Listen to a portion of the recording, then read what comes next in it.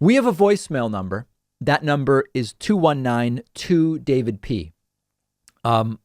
This is a very interesting voicemail. This voicemail raises an interesting question I had not thought about. Let's take a listen to it.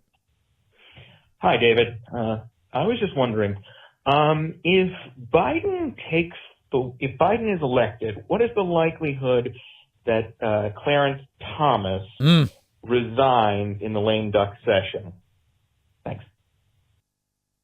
Okay, that's a very, very interesting question. If indeed Joe Biden defeats Donald Trump, would Clarence Thomas maybe immediately retire from the Supreme Court, allowing Trump to push through a Supreme Court pick younger than Thomas, who will be on the court for longer?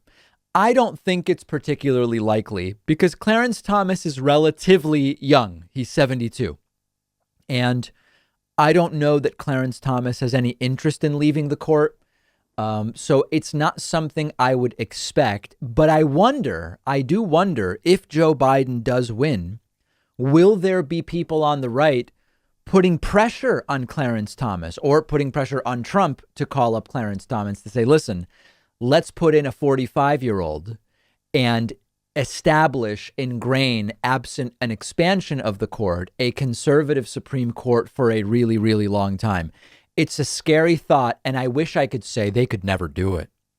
During a lame duck, they could never do it because they said in 2016, you don't do it during the last year. Guys, they just did it during the last week with Amy Coney Barrett. So I think they would be able to do it. I don't know that Clarence Thomas is seen as an urgent person to replace with someone younger. He's 72. Ruth Bader Ginsburg was far older. And although I believe Antonin Scalia was only 74 when he suddenly died, I don't expect that to happen. But it's very interesting. You're thinking about this the right way, which is no matter what last middle finger FUs is Trump going to be able to throw whenever it is that he's finally done, whether it's now or whether it's 4 years from now. Okay, tomorrow night, I will be live streaming election results. We are going to have all the coverage for you. We will be looking at network calls. We will be doing our own map. We will have a likely and projected map. Producer Pat put together a fantastic chart of bellwether counties that, with almost no exceptions, the winner of those counties almost always wins the states. Excellent data. We have all of it. Okay. And I will be starting with the first results just short of 7 p.m. Eastern time tomorrow evening, just shy of 4 p.m. Eastern Pacific. I will be on YouTube, Twitch, and Facebook. Go to YouTube now and click the set reminder button on our YouTube stream. The more people that click that button, the more interest you are signaling to YouTube's algorithm about our coverage, and thus the more people that will be suggested our coverage by YouTube. Very exciting stuff. On today's bonus show, Donald Trump changed his election night plan. He had a party planned at his hotel.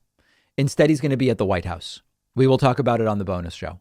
Texas Republicans tried to stop drive-through voting and tried to get 100 and some odd thousand votes thrown out. They have failed to do it.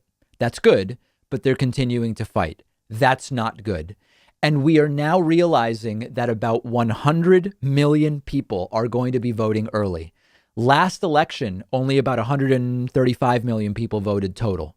100 million people will have voted already before Election Day. Incredible. We will talk about what those numbers look like in terms of where they're coming from and whether we can read anything into them about the future of this election. My argument is, even if you can, let's not. Let's just get out and vote. All of those stories on today's bonus show. 2 ways to access the bonus show. Become a member at joinpakman.com or become a patron at patreon.com/David Pakman Show. I will see you then and then tomorrow and then on our live election night coverage. See you then.